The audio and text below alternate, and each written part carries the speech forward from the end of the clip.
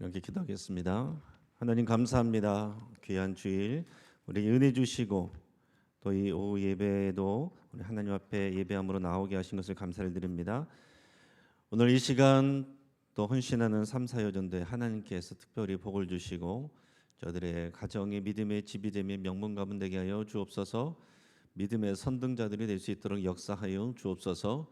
하나님 순종하며 섬기는 하나님 앞에 그 믿음 위에 하나님의 큰 은혜와 복을 더해 주시고 오늘 이 오후에 또 주님을 사랑하고 사모하며 예배자리에 나온 모든 하나님의 백성들 또 섬기는 모든 이들 하나님께서 다 기억하시고 또 하나님께서 복 주시고 은혜 더하여 주시옵소서. 감사합니다. 성령 하나님 우리에게 말씀 더하실 때에 우리에게 들을 귀를 허락하여 주옵소서. 주여 말씀하시옵소서. 종이 듣겠나이다. 이 믿음으로 주님 앞에 나가게 하여 주옵소서. 감사하며 예수님의 이름으로 기도합니다. 아멘. 자, 우리 3,4여전도에 우리 찬양하시는 거 보니까 든든합니다. 예. 또 우리 1, 2여전도에만 빵빵한 줄 알았는데 우리 3, 4여전도 이렇게 나와 계신 거 보니까 아주 듬직하고 또 이제 우리 교회가 아주 안정감 있고 참 일꾼이 많으시다라는 이렇게 생각을 하게 됐습니다. 여러분도 그렇죠? 네, 세 분만 내라고 그러시면 어떡합니까? 여러분 그렇죠? 네, 우리 한번 우리 3, 4여전도에 우리 격려하면서 박수 한번 하겠습니다. 네, 네. 자, 오늘 우리가 동일한 본문을 가지고 명문가문이란 제목으로 같이 나누겠습니다. 제가 원래 오전 예배 때도 원래는 믿음의 가정 명문가문 이렇게 제목을 하려다가 성경대로 이제 믿음의 집으로 이렇게 했었는데 명문 가문으로 나누는 것은 믿음의 집과 명문 가문은 어떤 의미를 담겠어요? 여러분 믿음의 집 하면 우리가 자칫하면 지금 우리의 가족들 많으면 손자까지 하나님께서 은혜 주시고 복 주시고 잘 되기를 내가 책임지면 된다 이렇게 생각을 하게 됐지만은 명문 가문이라 그러면 어떻게 됩니까? 우리의 자손 이후의 후손들까지 지금 내 눈앞에 보이지 않는 후손들까지 내가 영적인 영향력을 흘려보내겠다는 그런 결단을 하는 겁니다. 자, 오늘 여러분들께서 오전에 설교를 잘 들으셨을 줄 믿습니다. 그래서 계속 새로운 설교를 듣는 게 좋은 게 아니고 그 말씀을 계속해서 묵상하고 또 듣고 가슴에 새기고 완전히 내 것이 될 때까지 그렇게 하는 게 중요한 겁니다. 그래서 오늘 묵상 말씀 우리가 이렇게 하는 이유도 그것을 계속 반복하는 거예요. 복 있는 사람은 주의 말씀을 주야로 묵상한다고 했는데 묵상한다가 하가 그래서 이것을 계속 중얼중얼거리는 겁니다. 여러분 우리가 말씀을 계속 기억하고 반복하는 것이 중요해요. 그래서 우리가 오전에 나눴던 우리 설교 내용을 제가 몇 가지를 퀴즈로 내볼 테니까 적극적으로 한번 대답을 해보시기 바랍니다. 맞춰서 상을 드릴 건 없지만은 하늘의 상급이 있을 줄을 믿고 가만히 계시는 분은 하나님이 별로 은혜 안 주실 것 같아요. 틀려도 괜찮으니까 점수 안 매기니까 각자 이렇게 생각하시면서 오늘 들었던 오늘 말씀을 리마인드 해보시기 바랍니다. 일단은 1단계 퀴즈입니다. 자, 고린도 교회는 지금의 어디 있다라고 그랬어요? 그리스. 네, 맞습니다. 자, 고린도는 그 당시 어디의 수도라고 그랬습니까?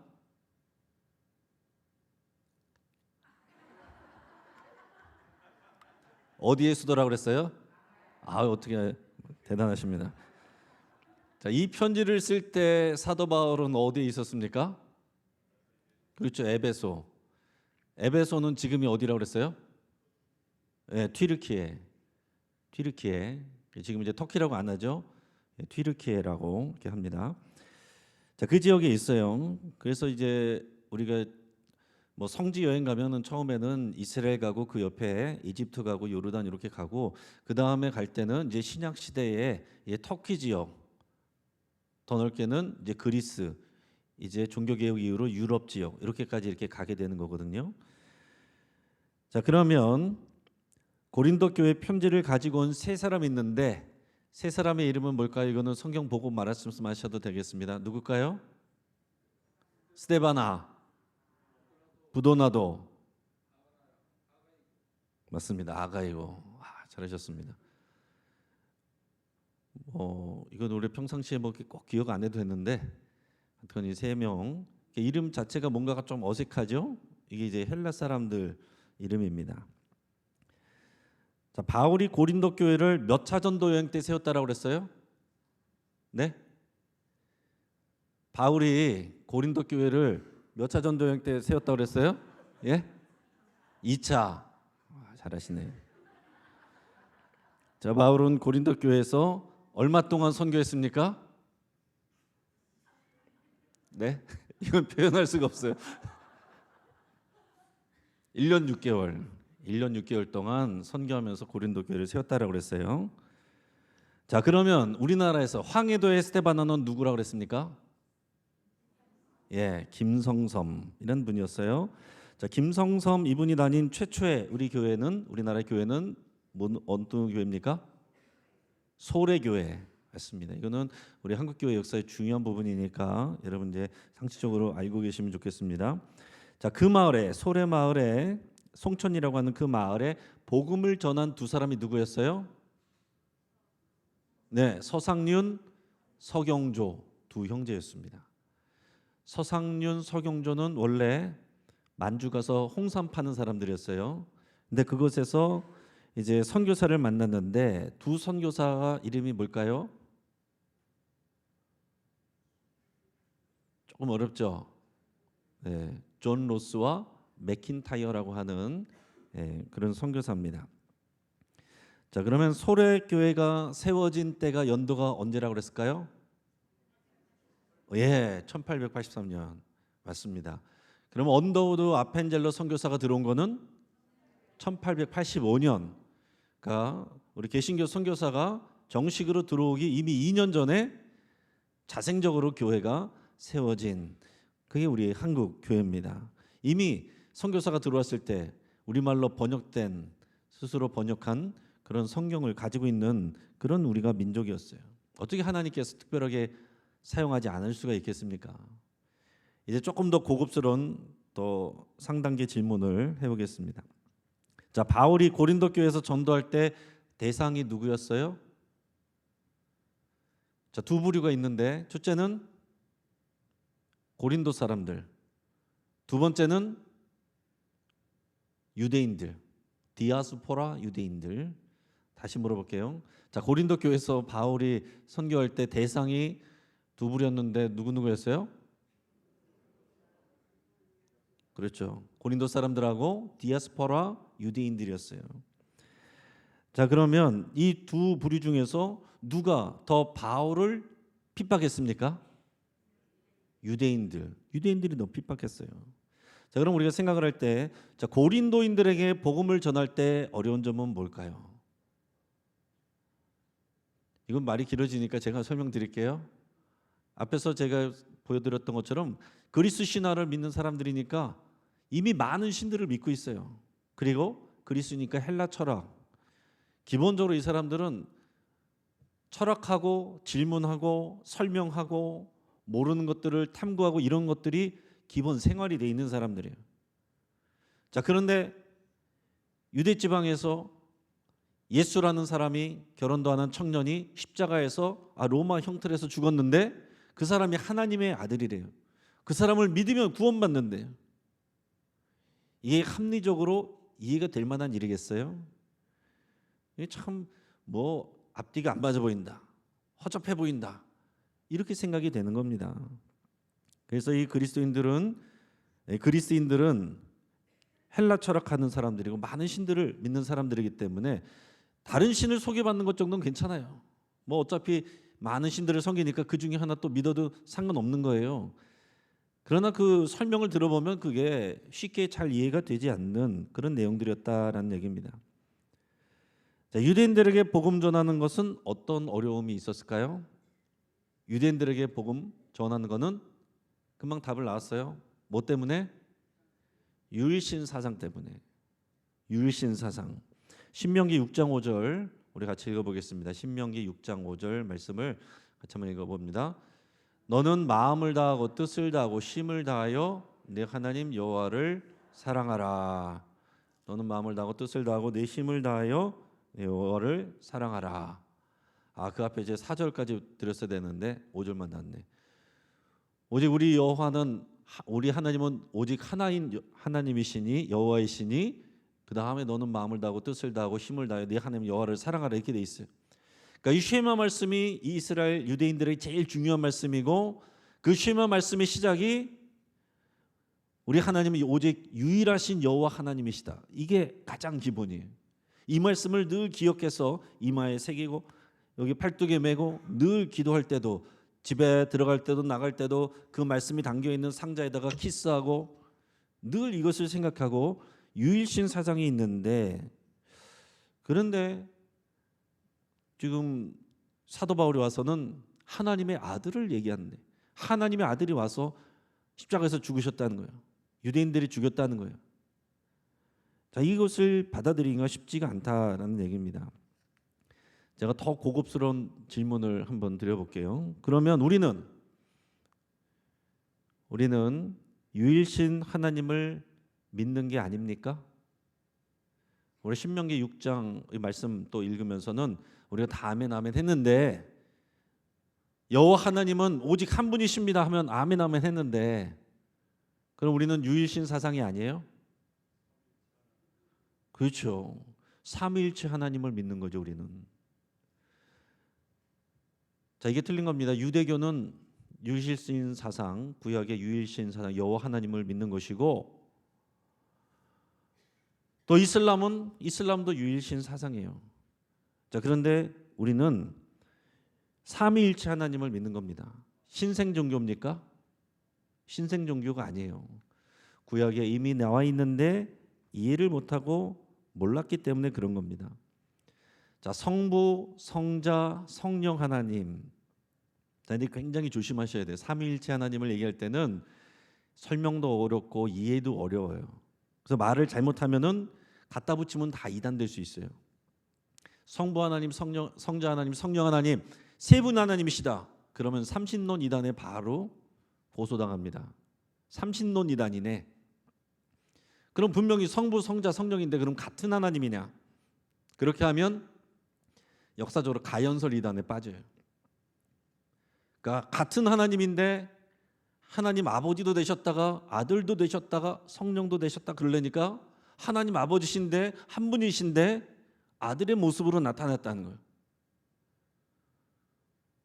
또 그것을 더 지나가서는 그래서 실제로 나타난 거는 진짜로 나타난 게 아니다. 이렇게까지도 얘기하기도 하고. 그래서 저번에도 말씀드린 적 있지만은 예전에 우리 교회에서 그런 식으로 많이 가르쳤습니다. 자, 촛불을 보세요. 촛불을 보면은 거기 불이 있고 빛이 있고 열이 나죠. 그러나 그것은 하나입니다. 이렇게 소개를 하기도 하고, 자, 집에서 저는 아버지인데 또 아내에게는 남편이기도 하고 또 회사에 가서는 사장님이기도 하고 같은 사람인데 여러 가지로 나타납니다. 이렇게 하면 이단이 되는 거예요. 어릴 때는 그게 아멘하고 들었는데 성경적으로 삼위일체 하나님을 온전하게 소개하는 부분이 아닙니다. 그래서 우리는 이 성부 하나님, 성자 하나님, 성령 하나님이 하시는 일이 틀리고 또 다른 분이에요. 다른 분이나 우리가 알 수 없는 신비한 방법으로 하나 되어 연합되어 계신다. 이 정도로만 그냥 이해하고 계시면 되겠습니다. 그래서 우리는 유일신 사상은 아니다. 유일신 여호와 하나님을 믿는 것이 그러나 우리가 잘못된 건 아니에요. 그러나 그 하나님에게 아들 하나님이 계시고 하나님의 영이신 성령님이 우리에게 역사하신다. 하나님 아버지가 아들 하나님을 보내셨고 그 예수님이 가시면서 성령님을 이 땅에 보내셨어요. 이 삼위일체를 우리가 잘 이해를 해야 된다. 이런 부분들까지 만약에 여러분들의 가정 예배에서나 또 얘기가 나온다고 한다면 이런 정도까지 나오면 굉장히 수준 높은 거겠죠. 그러나 이 부분들을 자, 이렇게 여러분들께서 설명을 하실 수 있으면 좋겠습니다. 자, 그리고 고린도 사람들은 이미 그리스 신화를 믿는 사람들이고 많은 신들을 믿는 사람들인데 그런 사람들에게 굳이 또 가서 기독교를 소개하고 전도를 하고 그렇게 해야 될 필요가 있느냐? 지금 이 시대와도 마찬가지입니다. 다 종교의 자유가 있고 각자 저마다 믿든지 말든지 어떤 종교를 믿든지 자유가 있는데 굳이 나가서 전도지를 나눠주고 또 이렇게 막 밖에 나가서 막 피켓 들고 그렇게까지 하는 것을 지금 가면 갈수록 공해라고 생각하고 다른 사람들에 대한 배려가 없음이라고, 무례한 일이라고 생각을 합니다. 그래서 점점 이제 공공 지역에서는 전도도 못하게 돼 있어요. 그래서 우리 지금 방화 근린공원에서도 전도 활동할 수가 없습니다. 앞으로 가면 갈수록 더 그렇게 되는데, 지금 목요일에 우리 길에서 노방전도 하지만 이게 몇 년 안에 이것도 자칫하면 법으로 금지될 수도 있다라는 얘기예요. 지금 대학교에서는 대학교 캠퍼스 안에서도 이제 전도를 많이 했죠. 지금은 학교마다 어떻게 하냐면은 그걸 거부권 행사할 수 있는 그런 딱지를, 스티커를 만들어 가지고 학생들 나눠준대. 뭐 전도하려고 오면은 그걸 딱 보여주고 거부한다 이거죠. 전도하지 말라. 그리고 막 또 이제 신고하고 민원 넣고 이런 상황으로 가고 있습니다. 자, 그런데 그 당시에 고린도 사람들도 이미 믿는 신이 많은데 굳이 왜 예수님을 전하고 복음을 전해야 되느냐? 왜 그렇습니까? 그렇죠. 진리이니까. 예수님이 진리이시니까. 진리란 거는 유일한 것입니다. 예수님도 진리고 부처님도 진리고 알라도 진리고, 이건 진리가 아니에요. 진리는 오직 그것만 맞는 것이 진리인 것입니다. 기본적으로 진리라는 그 개념 자체에 배타성을 갖고 있는 거예요. 근데 우리가 믿는 것은 우리가 고안해낸 거 아니잖아요. 예수님이 말씀해 주셨잖아요. 내가 곧 길이요 진리요 생명이니 나로 말미암지 않고는 아버지께로 올 자가 없느니라.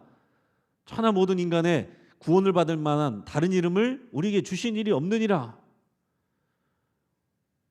모든 민족의 구원을 받도록 제자 삼고 복음을 전하라. 이 예수님의 말씀이고 가르침이니까 우리가 예수님을 믿는다고 한다면, 예수님이 하나님의 아들이고 진리임을 믿는다면 하는 거죠. 절에 다니는 사람들도 예수님 믿고 구원을 받아야 되고, 점쟁이들도 예수님 믿고 구원을 받아야 되고, 다 예수님 믿고 구원을 받아야 되는 거예요.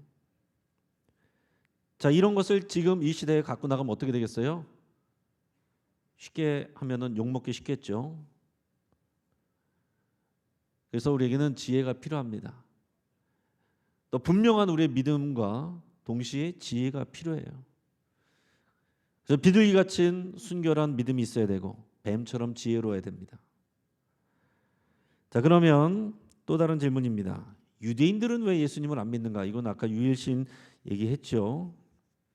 자, 유일신, 그들이 생각하는 메시아는 어떤 개념이냐면 눈에 보이는 다윗처럼 왕으로 와서 로마에서 구원해내고 그 왕권을 새롭게 세우는 그런 인간 왕, 제도적인 왕으로 생각을 했다는 얘기입니다. 그러면서도 종말론적인 왕으로 또 생각을 했는데, 자, 예수님은 와서 그런 왕의 모습이 아니었어요.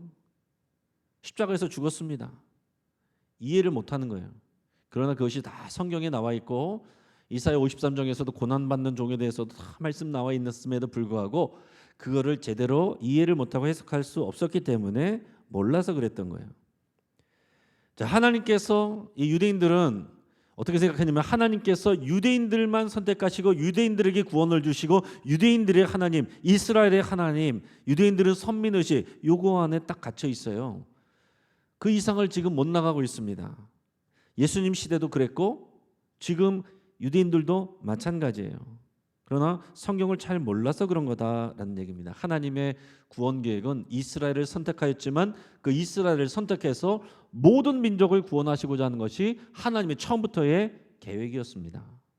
어차피 모든 민족이 하나님이 만드신 사람에게서 나왔고 그 민족들을 다 구원하시는 것이 당연히 하나님의 뜻이고 계획입니다. 구약 성경에서 유대인들도 잘 아는 그런 말씀들 가운데서 이미 다 말씀해 주신 거예요. 그런데 유대인들이 그걸 못 봐요. 인정을 안 해요.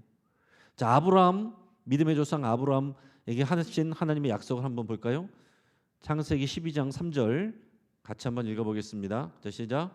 너를 축복하는 자에게는 내가 복을 내리고 너를 저주하는 자에게는 내가 저주하리니 땅의 모든 족속이 너로 말미암아 복을 얻을 것이라 하신지라. 아멘. 하나님이 아브라함에게 주신 약속은 아브라함과 그의 민족을 통해서 모든 족속이 복을 받게 하고 구원을 받게 하는 이게 하나님의 약속의 계획이었습니다. 다음에 이스라엘 민족하고 언약을 맺는 장면이 나오죠. 출애굽기 19장 5절 같이 읽어보겠습니다. 시작. 세계가 다 내게 속하였나니 너희가 내 말을 잘 듣고 내 언약을 지키면 너희는 모든 민족 중에서 내 소유가 되겠고. 아멘. 맨 처음 보시면 뭐라고 그랬어요? 세계가 다 내게 속하였나니. 하나님의 겁니다. 모르는 사람들은 기독교 그 이스라엘 종교를 우리가 왜 믿어? 몰라서 그러는 거예요. 온 인류의 창조주시고 구원자시고 하나님이시고 하나님께는 모든 세계가 속해 있다. 그래서 성경의 구약 성경에도 보면 이스라엘의 이 유대인들에 대한 약속만 말씀만 나온 것이 아니라 항상 그 주변 국가들에 대해서 하나님께서도 심판하시기도 하고 그들을 사용하시기도 하는 그런 내용들이 나오는 거예요. 자, 예수님의 지상 명령, 마지막 명령 같이 읽어볼까요? 마태복음 28장 19절 20절 시작. 그러므로 너희는 가서 모든 민족을 제자로 삼아 아버지와 아들과 성령의 이름으로 세례를 베풀고 내가 너희에게 분부한 모든 것을 가르쳐 지키게 하라. 볼지어다 내가 세상 끝날까지 너희와 항상 함께 있으리라 하시니라. 아멘. 모든 민족을 제자로 삼으라. 이거 분명히 들었는데도 예수님의 제자들은 유대인들에게만 복음을 전했어요. 예루살렘 안에서만 복음을 전했어요. 유대교로 귀환 들어오는 할례를 받는 사람들에게만 복음을 전했어요. 그러다가 이방인의 사도로 부름받아서 나간 사도 바울 같은 별종 같은 사람이 하나님께 쓰임을 받아서 이제 퍼져나가게 되는 겁니다. 사도행전 1장 8절 같이 또 읽어보겠습니다. 시작. 오직 성령이 너희에게 임하시면 너희가 권능을 받고 예루살렘과 온 유대와 사마리아와 땅끝까지 이르러 내 증인이 되리라 하시니라. 아멘. 예루살렘과 온 유대는 이스라엘이에요. 사마리아와 땅끝은 이방입니다. 이거 하나님 예수님께서 직접 말씀하신 거예요. 성령이 너희에게 임하시면 너희가 권능을 받고 예루살렘과 온 유대와 사마리아로 나가고 땅끝까지 나갈 것이다. 사마리아로 안 나가요. 사마리아 사람들 미워하니까. 유대인들이 예루살렘 안에서 충분히 은혜 받고 좋으니까 거기서만 있어요. 그러다가 박해가 오니까 교회가 깨집니다. 다 도망갑니다. 이거 교회가 망했다 생각했는데 하나님의 역사가 이루어지는 일이었어요. 다 도망가면서 사마리아의 복음이 전달되고 다 이방 여러 족속으로 가면서 이방 곳곳에 복음이 전달되게 됐다라는 얘기입니다. 그러니까 우리의 수준에서만 보면 하나님의 역사가 안 보이는 겁니다. 우리 가정도 마찬가지예요. 가문도 마찬가지입니다. 우리 수준으로 보면 이거 안 되는데 하나님의 수준과 능력으로 보면 다 됩니다. 자, 신천지 2단 여기도 다 마찬가지로 뭐가 문제입니까? 성경을 엉뚱하게 해석해서 그런 거예요. 잘못 해석해서 그런 것입니다. 진리를 알면 말이 안 되는데 앞뒤만 보면 말이 안 되는데 그거를 다 속여서 가르치는 거예요. 근데 그거를 그냥 들으면 그럴듯한 거죠. 자, 이단들 통일교, 신천지 또 JMS 이런 데 공통적인 특징이 다 그 가르침에서 자기들끼리 서로 배우고 나오고 그런 것인데 공통적으로 하는 것들이 예수님의 십자가 사역이 실패했다 그렇게 하고 처음에 아담과 하와가 에덴 동산에서 선악과를 따먹고 벌거벗은 걸 부끄러워해서 몸을 가렸다. 이것을 그 육체적 성범죄라고 그렇게 다 해석을 해요.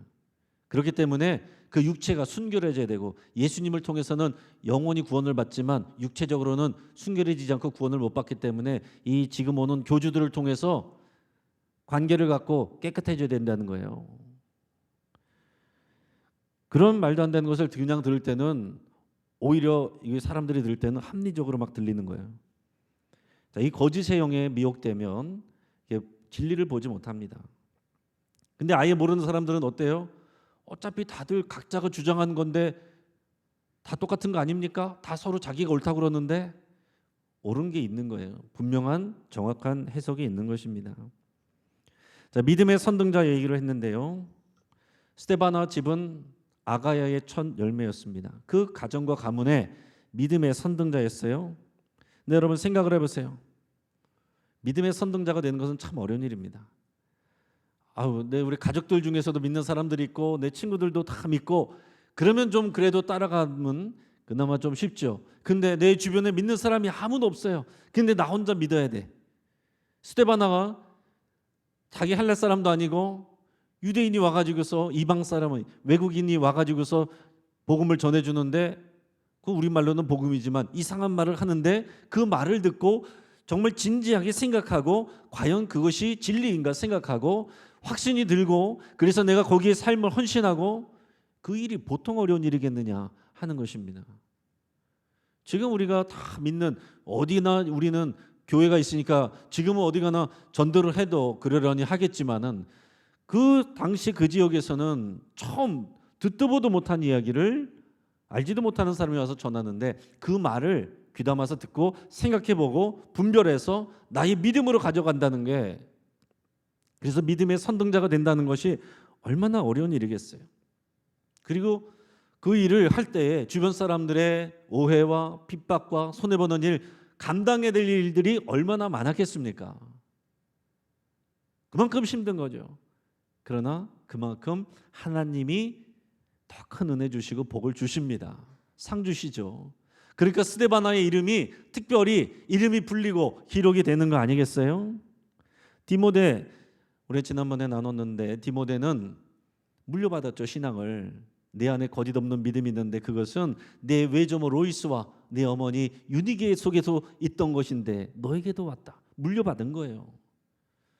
그 외할머니 어머니로부터 그 믿음을 물려받았습니다. 그리고 영적 아비인 사도 바울에게 또 교육을 받았습니다. 그렇게 해서 성장하게 된 것입니다. 사무엘 어땠어요? 사무엘 얘기도 나눴는데 사무엘 믿음의 부모님이 있었습니다. 기도하는 어머니 있었어요. 엘리 제사장 본인 비록 자기 자신은 못했지만은 사무엘을 잘 가르쳐 줬어요. 그의 두 아들 잘못했지만 반면교사 삼았어요. 그런 환경 속에서 사무엘이 하나님의 일꾼으로 쓰임을 받았습니다. 그러나 믿음의 첫 열매가 되는 것은 참 어려운 과정들을 겪었을 것이다. 우리 가운데도 그런 분들이 있을 거예요.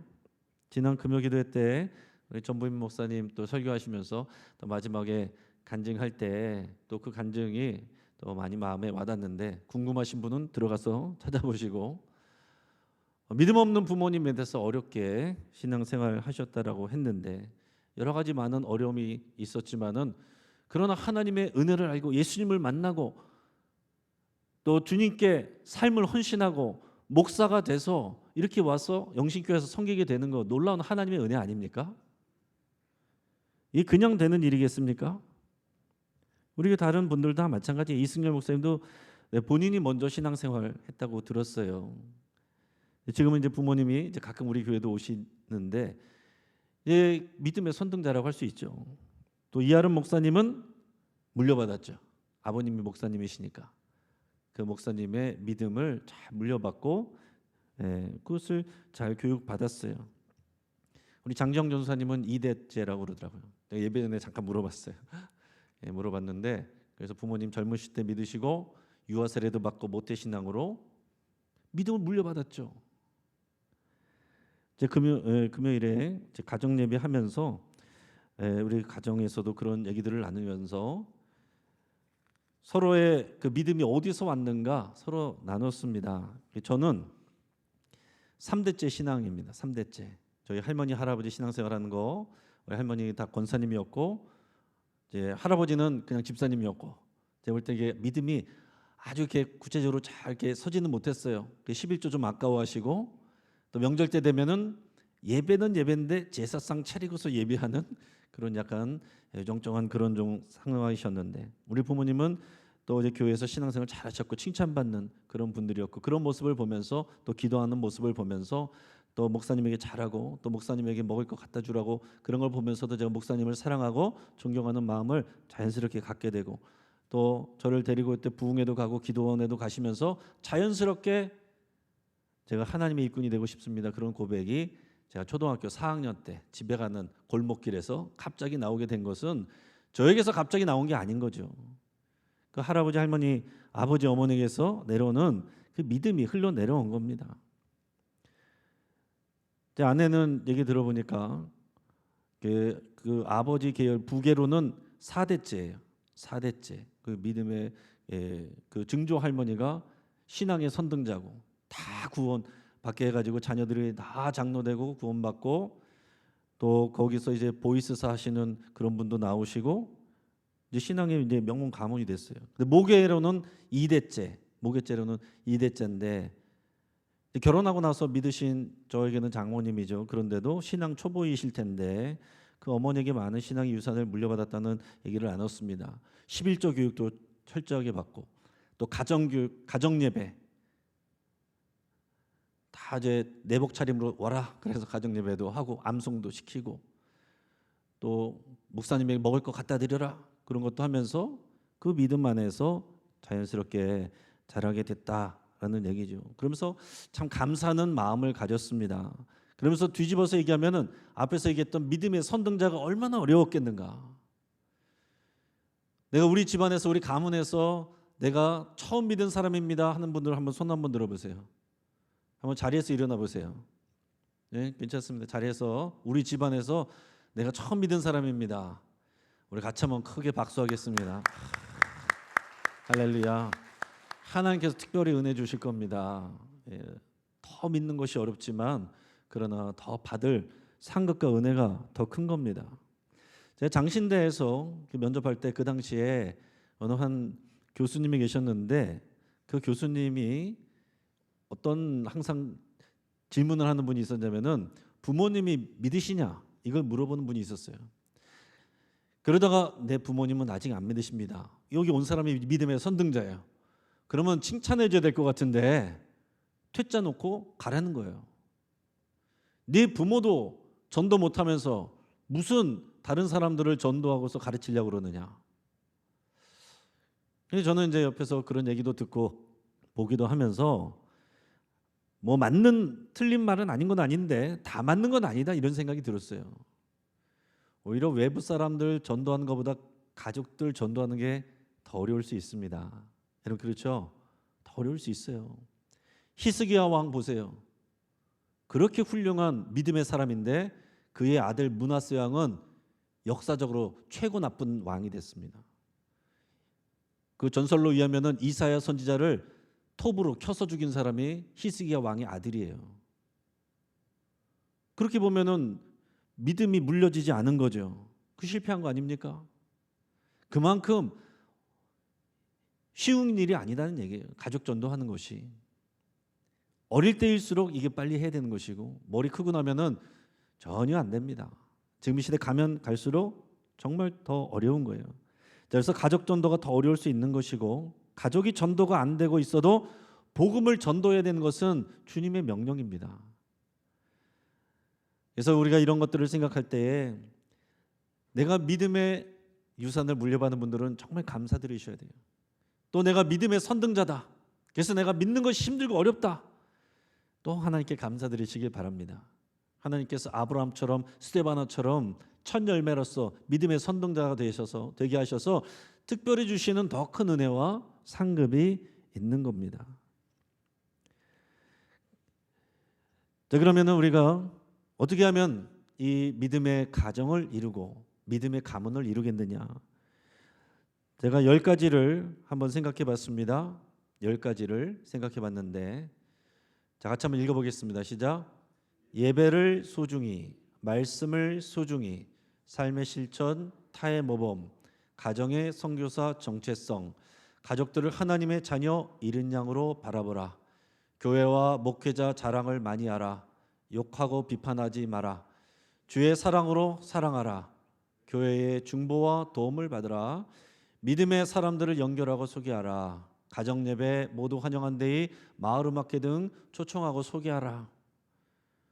여러분 이것이 실제 우리 영신교회 여러분 성도님들에게 주는 그런 권면입니다. 여러분이 중요한 것은 뭐예요? 하나같이 지금 이 자리에 앉아 있는 분들이 잘해야 중요한 것입니다. 잘해야 되는 거예요, 여러분들이. 우리 말로 우리 전도하는 게 아닙니다. 삶으로 살아계신 하나님을 보여줘야 되는 거예요. 우리가 예배를 소중하게 여겨야 자녀들이 그 예배가 소중한가 보다 생각할까 말까 합니다. 내가 어려울 때 기도할 줄 알아야 기도해야 되는가 보다 어렴풋이 생각하는 거예요. 내가 말씀을 듣고 그 말씀을 하나님의 말씀을 생각하고 정말 그 말씀 때문에 내 삶이 제어가 되는 것을 보여줄 때, 때로는 그것 때문에 하나님의 말씀 때문에 손해보는 것을 보여줄 때, 정말 하나님이 말씀이 귀한 것이구나, 능력 있는 것이구나. 분명히 교회에서는 같이 들었는데 밖에서 이거 안 해도 괜찮아.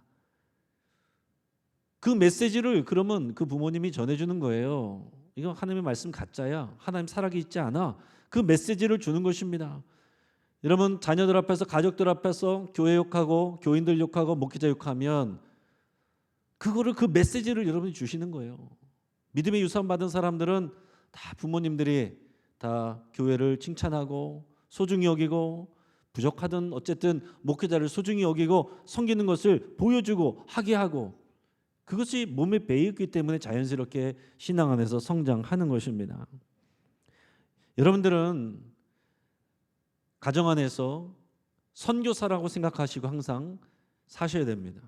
특별히 믿지 않는 가족들 앞에서 여러분 선교사로 사셔야 되고, 믿지 않는 가족들을 대할 때 선교사처럼 대해야 돼요.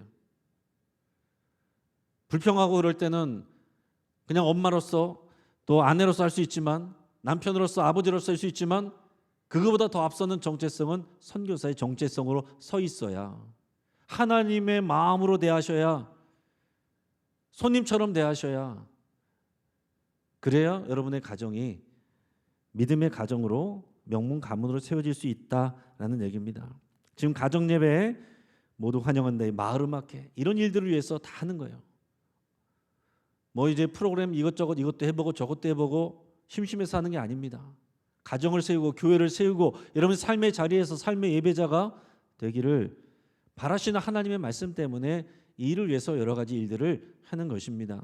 특별히 여러분 우리 가정 예배 말씀 후에 보면은 우리 어떤 순서 있습니까?